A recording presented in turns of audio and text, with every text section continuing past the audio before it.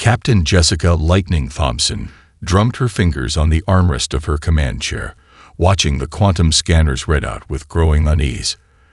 The U.S. Nimble, all 280 meters of her sleek titanium alloy hull, hung silently in the void beyond Mars' orbit. Her crew of 28 was the smallest of any frontline vessel in Earth's defense fleet, but they'd earned their reputation as the fastest ship this side of Jupiter. "Captain," Lieutenant Chen's voice cut through the quiet bridge, massive gravitational distortions forming at bearing 340 Mark II. Thompson leaned forward, her steel-gray eyes narrowing at the primary display. "Profile match. Nothing in our database, ma'am. But these readings..." Chen's voice trailed off as the numbers scrolled across his screen. "They're off the charts." The gravitational sensors screamed as space itself tore open. Thompson's jaw dropped as the first alien vessel emerged. It was massive, a behemoth of dark metal and pulsing energy fields that made the Nimble look like a lifeboat by comparison. More ships followed, each one larger than the last, until her tactical display was crowded with vessels that dwarfed anything humanity had ever built. "Multiple contacts," Tactical Officer Rivera reported, her voice steady despite the situation. "Largest vessel measuring. This can't be right.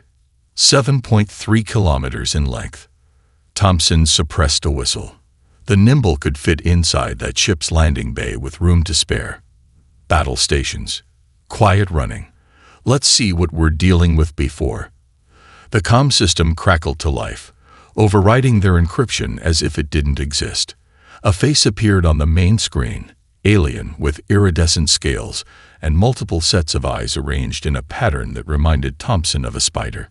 When it spoke, its words were perfectly translated, dripping with contempt. "I am Admiral Cathax of the Vaxari Dominion. Your species has been noted, evaluated, and found wanting."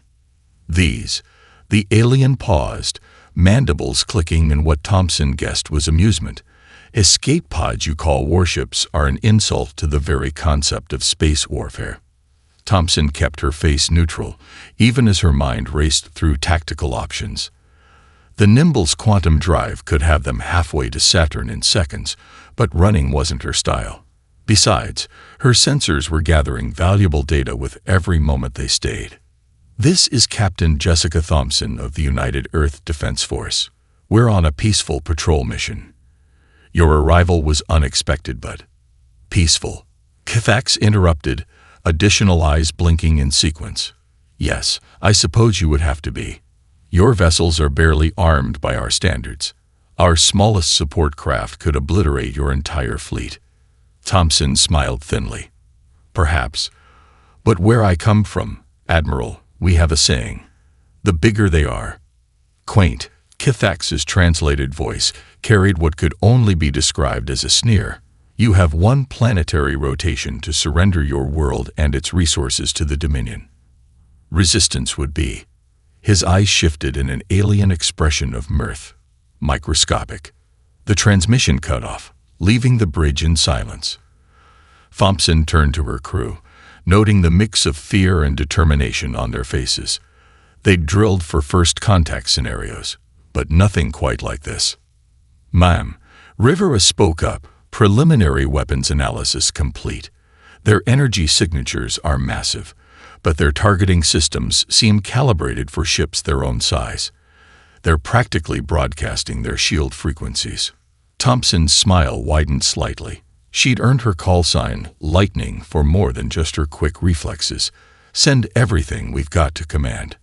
And get me a direct line to Admiral Morrison. Tell her..." She paused, watching the enormous alien fleet through her view screen. "Tell her the Lightning's about to strike." The Nimble's quantum drive hummed to life, preparing for a maneuver that would either make history or end up being a very brief footnote in it. "Make a hole." Coming through. Lieutenant Commander Mike, Mad Dog Rodriguez, barreled through Ganymede Station's crowded corridors, tablet clutched to his chest like a football. Junior officers and technicians pressed themselves against the walls as he sprinted past, his distinctive red and black prototype drone controller harness rattling with each stride.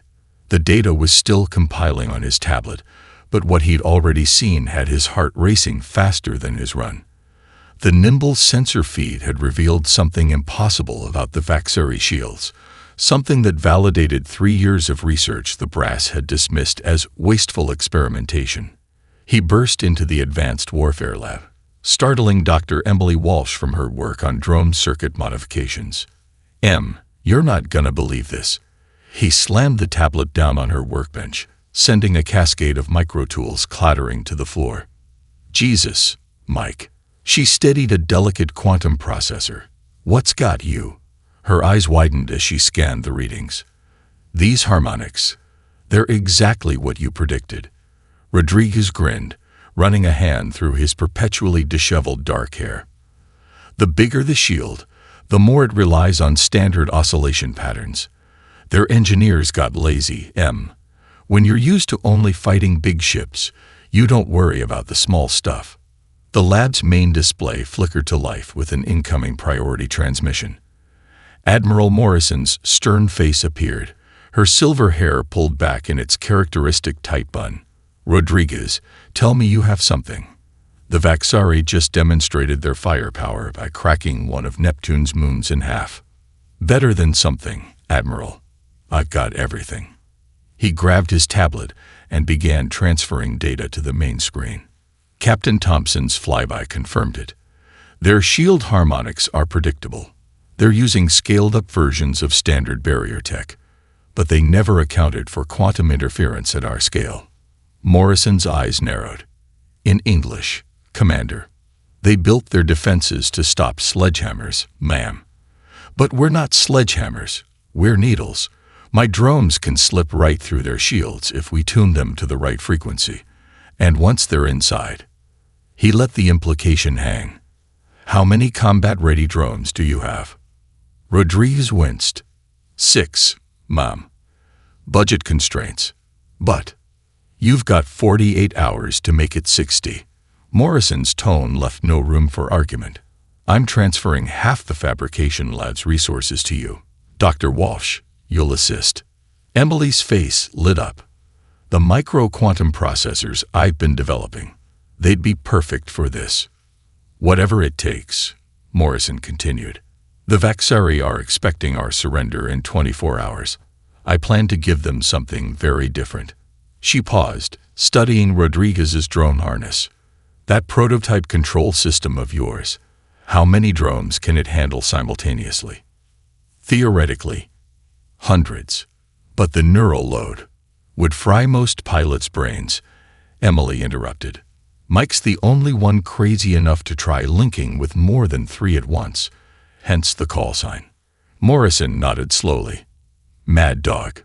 Time to earn that name, Commander. Get those drones built. I'm sending Captain Thompson your way. Her quantum drive data might help optimize your control systems." The screen went dark. Rodriguez immediately began pulling up drone schematics while Emily retrieved her processor designs. They worked in comfortable silence for a few minutes before she spoke. "Mike," her voice was quiet, "what happens if this doesn't work?" He looked up from his calculations, his usual grin replaced by something harder. "Then humanity learns to speak Vaxari." But He pulled up the nimble sensor readings again, the massive alien ships displayed alongside their energy signatures. They made the same mistake everyone else did. They looked at our ships, saw how small they were, and thought we were primitive. He expanded the display to show his drone designs. They never stopped to ask why we stayed small when we could have built bigger. They never wondered if maybe, just maybe, we'd found a better way. The fabrication lab's machinery hummed to life around them as the first drone components began printing. They had 48 hours to prove that humanity's greatest weakness was actually its greatest strength. Somewhere above them, the Vaxari fleet waited, confident in their superiority.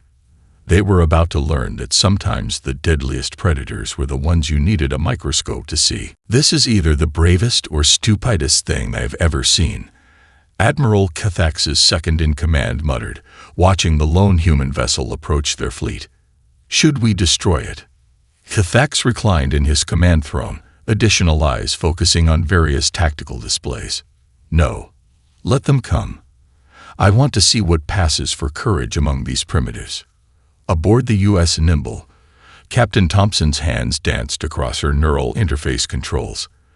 The quantum drive hummed at frequencies that would have torn a larger ship apart, but the Nimble had been built for this kind of abuse. All stations, report, she commanded, voice steady despite the deforces their inertial dampeners couldn't quite eliminate. Engineering reports quantum core at 97% efficiency, Rivera called out. Rodriguez's drone package is integrated and ready. Thompson nodded, watching the massive Vaxari ships grow larger on her display. Remember the simulation data. Their targeting systems can't track anything moving as erratically as we're about to. Chen, start broadcasting the fake distress signal. A garbled transmission began emanating from the Nimble, making them appear damaged and desperate. Thompson allowed herself a small smile as she saw the Vaxari crews relaxing their guard. Even their automated defense systems began to lower their threat assessment. Beginning approach pattern Delta, Thompson announced. Hold on to something. The Nimble's quantum drive engaged, but instead of the straight-line acceleration the Vaxari expected, the small ship began a series of seemingly random jumps. Each micro-jump brought them closer to Kithax's flagship, while appearing to be the desperate maneuvers of a failing ship. Back on Ganymede Station, Rodriguez watched the telemetry with white-napped intensity. Come on, Jess, he whispered, using the captain's first name despite regulations. They'd trained together for this moment, pushing the boundaries of what their respective technologies could do. Dr. Walsh squeezed his shoulder. The drone's quantum signatures are perfectly masked by the Nimble's drive emissions. They'll never see them coming. On the Imperial Might's bridge, Kithax's amusement turned to confusion as his targeting officers reported difficulty locking onto the approaching vessel. What do you mean you can't get a solution? It's right there. Sir, his weapons officer's scales had taken on a pale hue. Their movement pattern. It's like trying to swat a flying insect with a building. The Nimble was now less than a kilometer from the Imperial Might's hull, closer than any enemy ship had gotten in centuries of Vaxari naval dominance. Thompson's voice was cold steel as she gave the order. Now. 6 microscopic points of light detached from the Nimble's hull. Rodriguez's drones, each no larger than a human fist, activated their own quantum drives. The energy signatures were lost in the chaos of the Nimble's erratic movements. Maximum power to forward shields. Kithax bellowed, finally realizing this might not be a suicidal gesture after all. Target that ship with everything we have. Sir, the sensor officer's voice cracked. We're detecting. Something's through our shields. Multiple small contacts, moving too fast to track. Thompson threw the Nimble into a spin that would have liquefied the crew of a larger vessel. Energy beams from the Imperial Might's defense grid passed through the space they'd occupied microseconds before. Rodriguez's drones, now inside the Vaxari shields, began their work, each one attached to a different critical system node, gathering data that would prove invaluable for the coming battle. The Vaxari crew, trained to defend against capital ships, never even thought to look for threats smaller than their point defense turrets. Break off. Mission accomplished, Thompson ordered, though she couldn't resist one last maneuver. The Nimble skimmed the Imperial Might's hull so closely that Kithax actually felt the vibration through his command throne. As the human ship Quantum jumped to safety, Kithax's rage was tempered by a new sensation: doubt. He turned to his second-in-command, mandibles clicking anxiously. Analysis of that encounter. Now. Sir, the officer hesitated. I believe they were testing us. In the depths of space, the Nimble's crew celebrated their successful raid while Thompson transmitted the drone data to Ganymede Station. Now they knew for certain. Humanity's primitive technology was exactly what they needed to bring down an empire that had grown too big to notice the little things. Thax's ultimatum suddenly seemed less like a countdown to surrender and more like a deadline for their own downfall. Iron Kate Morrison stood before the assembled fleet commanders, her hologram projected simultaneously across 20 ships. Behind her, tactical displays showed the Vaxari fleets still holding position near Mars, their enormous ships casting shadows on the red planet below. "Ladies and gentlemen," she began, "you've all seen the data from Captain Thompson's raid. Now it's time to show the Vaxari why Earth chose quality over quantity." She nodded to her technical officer. "Initiate Project Swordfish." Throughout the fleet, hidden panels slid away from Earth's warships, revealing previously concealed quantum fold generators. On the Nimble, Thompson watched her tactical display transform as dozens of friendly signatures suddenly changed configuration. "All ships, execute quantum fold maneuvers on my mark," Morrison's voice carried across the fleet channels. "Remember your training. 3 seconds out of phase, no more. Even our reinforced hulls can't handle longer jumps." The Vaxari's ultimatum deadline was approaching, and Thax watched the human fleet with growing impatience. His sensors showed them gathering in an obvious attack formation, primitive, predictable, and doomed to fail. "Sir," his tactical officer interrupted his thoughts, "the human ships are flickering." Thax's primary eyes focused on the main display. Just as Project Swordfish activated, the human fleet seemed to blink out of existence, only to reappear in completely different positions 3 seconds later.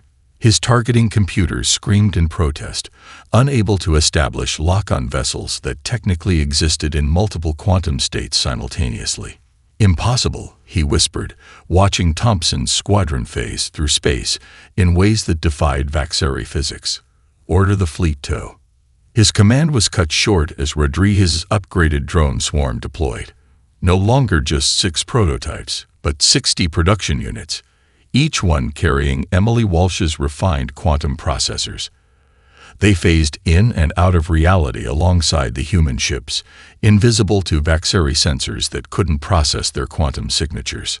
Multiple electronic intrusions detected. Thax's crew shouted in growing panic. "Shield harmonics are fluctuating. We can't." "Enough." Thax slammed a clawed hand on his command console. "They're using tricks and deception. Launch all fighters. Fill space with so much weapons fire that they can't possibly dodge it all." The Vaxari fleet disgorged thousands of fighter craft, each one still larger than the human vessels they hunted.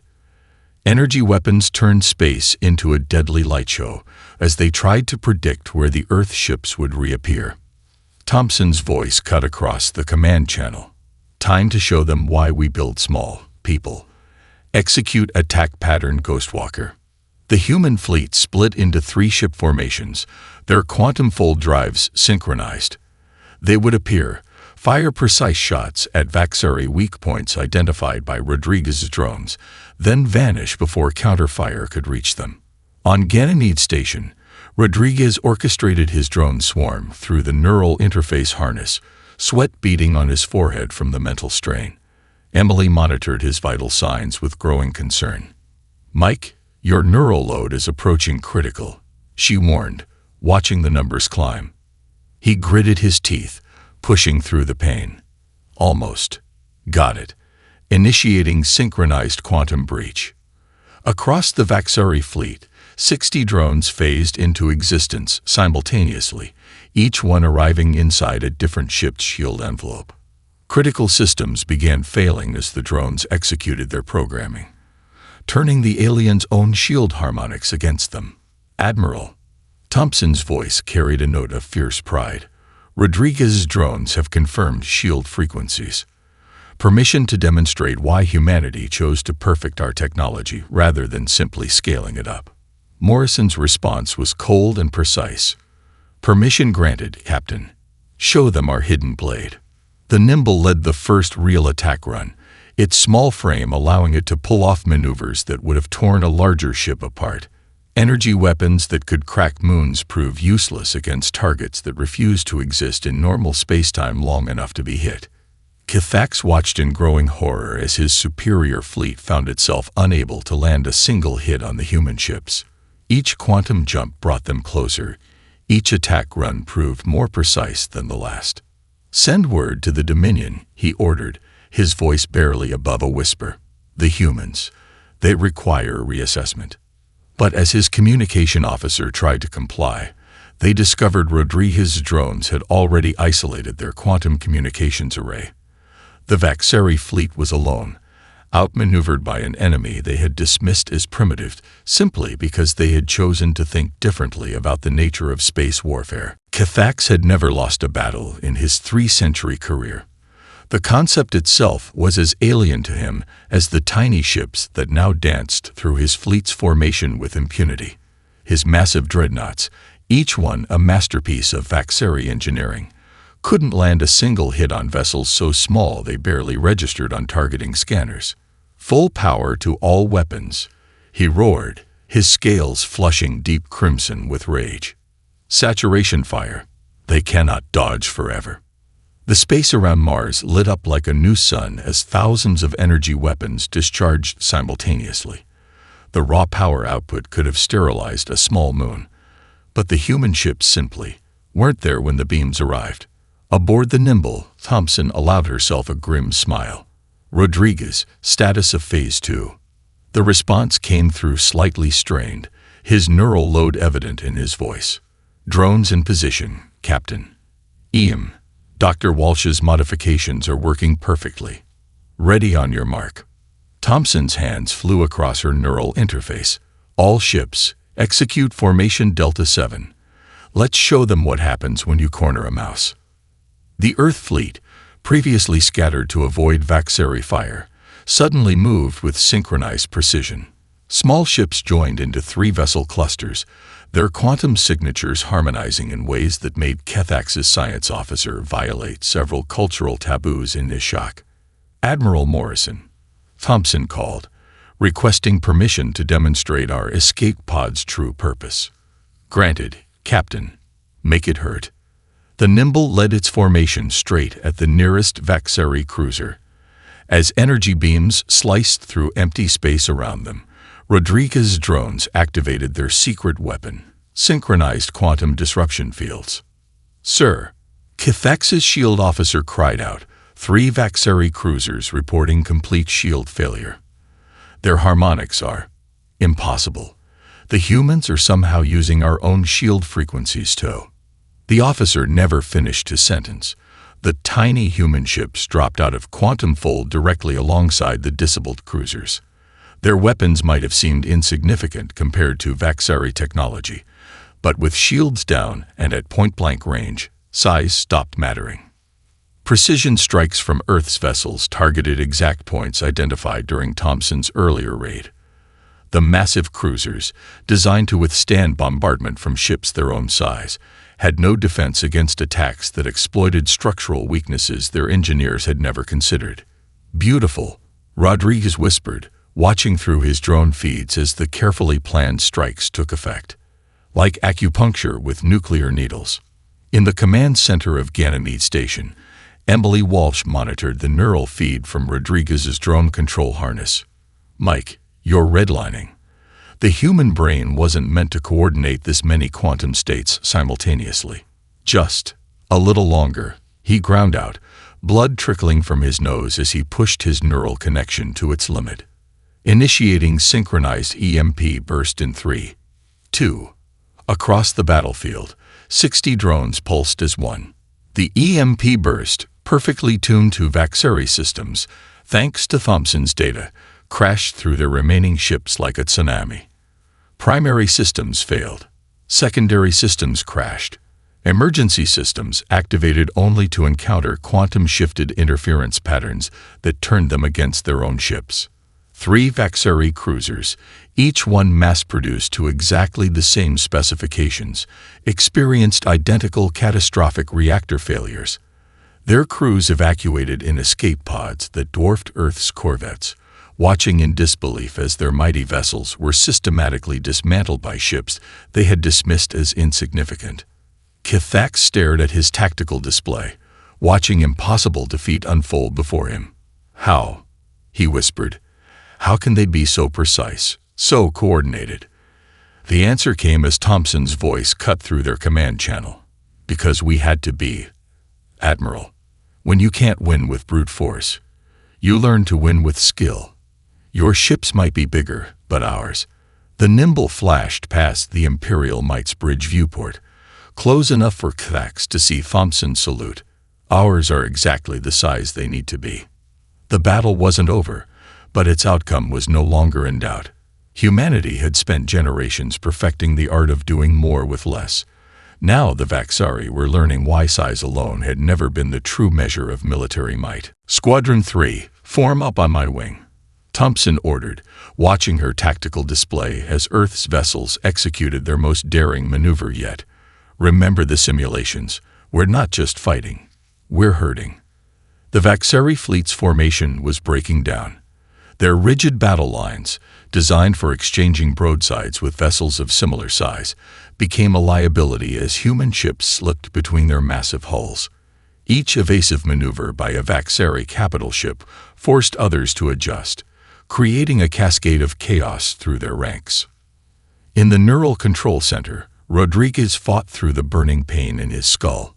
"Emily," he gasped, "initiate pattern sunburst." Dr. Walsh's fingers flew across her console. "Mike, your neural patterns are reaching critical mass." The human mind wasn't designed to. Neither were the Vaxari shields. He managed a weak smile. "Sometimes you have to break the rules of what's possible." His drone swarm split into geometric patterns, each unit precisely positioned to create overlapping quantum interference fields. The space between Vaxari ships lit up with exotic particles as shield harmonics began to resonate in ways their designers had never imagined possible. "Fascinating," Kithax's science officer breathed, momentarily forgetting their dire situation. "They're using our own shield energy against us. The quantum feedback is—" "Silence," Thax roared, but his voice carried an edge of desperation. "Order the fleet to switch to secondary shield frequencies." "Too late," Thompson whispered, watching the trap close. "All ships, execute maneuver Firefly Waltz. Show them why we train in zero ballet." Earth's fleet moved like a single organism, each small ship precisely where it needed to be. The Nimble led its squadron through a series of spiraling maneuvers that looked random but served to push the massive Vaxari ships exactly where humanity wanted them. "Sir," Kithax's navigation officer called out in panic, "we're being contained. These patterns, they're forcing us to cluster our ships." Thax saw it too late. The human vessels weren't just attacking. They were conducting an elaborate dance, using the Vaxari ship's own size and momentum against them. Each evasive action, each attempt to bring weapons to bear, only served to push them further into a tactical trap. Rodriguez's drones reached their final positions. Through tears of blood, he smiled. "Emily, now." Dr. Walsh activated the quantum resonance cascade. Each drone created a microscopic rupture in spacetime, barely noticeable alone. But 60 ruptures, precisely positioned around the Vaxari fleet's shields, amplified each other exponentially. Thompson watched her sensors light up as shield frequencies across the Vaxari fleet began to harmonize. "Like striking a tuning fork," she muttered. "Admiral Morrison, we have confirmation. The Vaxari shields are about to." The space around Mars blazed with quantum fire as dozens of massive shield systems failed simultaneously. The Vaxari's greatest defense, scaled up to protect their enormous ships, became their undoing as cascade failures ripped through their formation. "Impossible," Thax slammed his command console. "Our shields are rated to withstand." "Brute force." Thompson's voice cut through his command channel again. "Yes, that's why we didn't use any.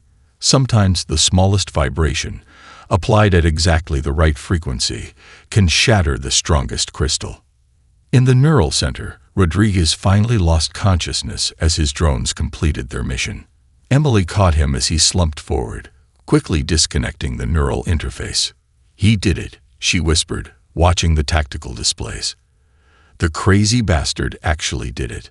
The Vaxari fleet hung vulnerable in space, their mighty shields reduced to quantum static by an enemy they had dismissed as primitive. Thompson's voice carried across all channels, hard as steel and cold as space itself. Admiral Cathax, this is your only warning. Your shields are down. Your formations are compromised. And now you get to learn why humanity chose to perfect our small ships instead of building bigger ones. The Nimble and its squadrons moved into attack positions around the paralyzed Vaxari fleet. They didn't look like escape pods anymore. They looked like what they truly were, precision instruments of warfare, designed by a species that had learned long ago that bigger didn't always mean better. The real battle was about to begin. Admiral Cathax stared at his command displays, watching his mighty fleet drift powerless in space. 3 centuries of naval doctrine, rendered obsolete by ships he could barely see on his sensors. His scales shifted to the deep purple of barely contained rage. "Bring all emergency power to weapons," he roared. "I will not be defeated by insects." On Ganymede Station, Emily Walsh monitored Rodriguez's vital signs as medical teams worked to stabilize him. "Neural patterns stabilizing," she reported to Admiral Morrison. "The drone network is holding, but without Mike's direct control. They'll operate at only 60% efficiency," Morrison finished. "It'll have to be enough." "Captain Thompson." "Ready, Admiral." Thompson's voice was steady as she led her squadron into position. "All ships report ready for Operation Firefly Waltz." Final phase. The Vaxari crews watched in growing horror as Earth's tiny fleet began to move in perfect synchronization. Without shields, their massive ships were exposed to attacks they'd never needed to defend against. The human vessels weren't just small, they were precisely engineered to exploit weaknesses in Vaxari architecture. "Sir," Cathax's second-in-command ventured, "perhaps we should consider—" "No," Cathax's primary eyes blazed. "The Imperial might alone could destroy their entire world. We will not surrender to." The words died in his throat as he watched Thompson's squadron execute their attack run. The Nimble led 2 other corvettes in a maneuver that should have been physically impossible, their quantum drives synchronized to create overlapping fields of distorted spacetime. "Magnificent," Emily whispered, watching the telemetry.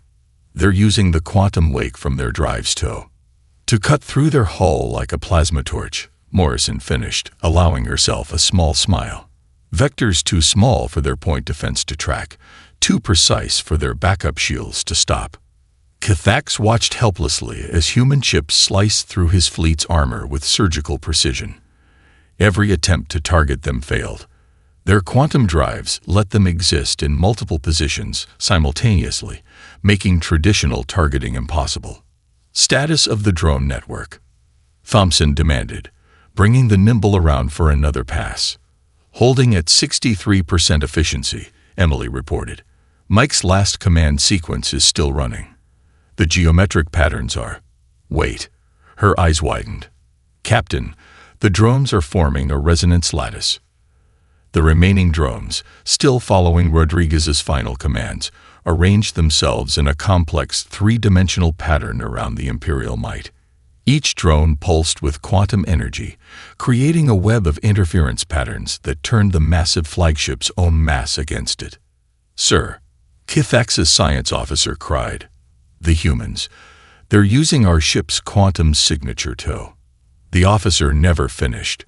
Structural alerts blared across the Imperial might as Rodriguez's drone lattice activated. The massive ship's own mass created quantum shear forces that its designers had never imagined possible. "All ships, clear the blast radius," Thompson ordered. "This is about to get—" Cathax stood from his command throne, mandibles clicking in resignation as he watched his mighty fleet being systematically dismantled by an enemy he had fatally underestimated. "Send to all commands," he began, his voice carrying the weight of bitter realization. "Earth's ships are tiny and weak, but—" The quantum lattice collapsed inward. The Imperial might's own mass, caught in overlapping fields of distorted spacetime, began to tear itself apart from the inside. HFY's final words were cut off as emergency bulkheads slammed shut throughout his dying flagship. Thompson watched from the Nimble's bridge as humanity's greatest threat to date began to break apart. Admiral Morrison. She reported, Operation Firefly Waltz is complete. The Vaxeri fleet is. She trailed off, words failing her as she watched the remnants of HFY's mighty armada drift powerless in space. Ships that could have individually devastated Earth, neutralized by an enemy they had dismissed as primitive simply because they had chosen a different path to the stars. The battle was over. Humanity's tiny ships had proven that in space warfare, like in nature, it wasn't always the biggest predator that survived. Sometimes it was the one that adapted best. 3 weeks after the Battle of Mars, Lieutenant Commander Mike Rodriguez stood at the observation window of Ganymede Station's medical bay, watching the salvage operations in progress. His neural implants still occasionally sparked phantom sensations from drones that no longer existed, but Dr. Walsh's treatments had prevented any permanent damage. Quite a view, isn't it?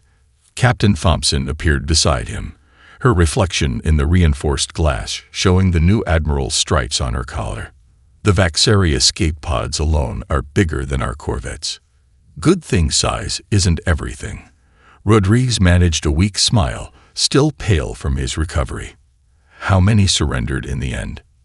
17 capital ships, 12 cruisers, and about 40 support vessels, Thompson replied. The ones that could still operate their quantum drives fled back to Vaxeri space. According to intelligence, they're already completely redesigning their fleet. Emily Walsh joined them at the window, datapad in hand. The technical analysis teams are having a field day with the captured ships. The Vaxeri apparently hadn't significantly updated their shield designs in over 500 years. Why innovate when you can just build bigger? The observation deck's door hissed open as Admiral Morrison entered, her uniform crisp despite the endless meetings of the past weeks. Speaking of innovation, she handed Rodriguez a tablet. The United Earth Defense Council has approved your full drone production proposal. No more budget constraints. Mike's hands trembled slightly as he read the authorization. All of it. The neural interface improvements, the quantum resonance upgrades, the everything. Morrison confirmed. The Vaxeri might have dismissed us as primitive, but the rest of the galaxy was watching. We've received technological exchange proposals from 12 different species in the last week alone. Apparently, we're not the only ones tired of living in the shadow of bigger ships. Through the window, they watched as Earth's tiny ships escorted a massive Vaxeri dreadnought into dock. The size difference was still staggering, but now it seemed more like a commentary on Vaxeri stagnation than human weakness. The salvage teams found something interesting in the Imperial Might's wreckage, Thompson added. HFY's final transmission. He never finished it, but what he managed to say has already become famous throughout known space. Earth's ships are tiny and weak, Rodriguez quoted, then smiled. His last words before his own arrogance destroyed his fleet. Fitting. Actually, Emily pulled up a data file on her pad. The computer reconstructed the rest of his transmission from the damaged data cores. He was going to say Earth's ships are tiny and weak, but their innovation makes them giants. A moment of silence passed as they considered the irony. Finally, Morrison spoke. The Council wants to build bigger ships with the technology we've captured. Use Vaxeri industrial capacity with human innovation. No, Rodriguez and Thompson said simultaneously. They looked at each other in surprise, then laughed. What we achieved out there, Thompson continued, wasn't despite our size. It was because of it. We learned to be better because we couldn't afford to be bigger. Morrison nodded, a rare smile crossing her face. That's exactly what I told them. Sometimes the strongest blade isn't the biggest one. It's the one shaped perfectly for its purpose. Through the window, a new class of Earth corvette conducted maneuvers around the captured Vaxeri vessels. They were still small, still dismissed as insignificant by much of the galaxy. But now, Those who watched closely enough could see the deadly grace in their movements, the precision in their design, the innovation born of necessity. To the tiny ships, Rodriguez raised an imaginary toast, his neural implants tingling with phantom connections to his destroyed drone network. To innovation over intimidation, Emily added, squeezing his hand. To the power of thinking differently, Thompson continued. To humanity, Morrison finished, who proved that in space, just like in nature, it's not the size of the creature that determines its survival. Outside, Earth's fleet continued their patrols, their small size no longer a sign of weakness, but a testament to the ingenuity of a species that had learned to turn its greatest perceived weakness into its greatest strength. Kithvax's last words would echo through the galaxy for generations, but not as he had intended. They became a reminder that true power lies not in size, but in the wisdom to understand that bigger isn't always better. The age of the giants was over. The era of precision had begun.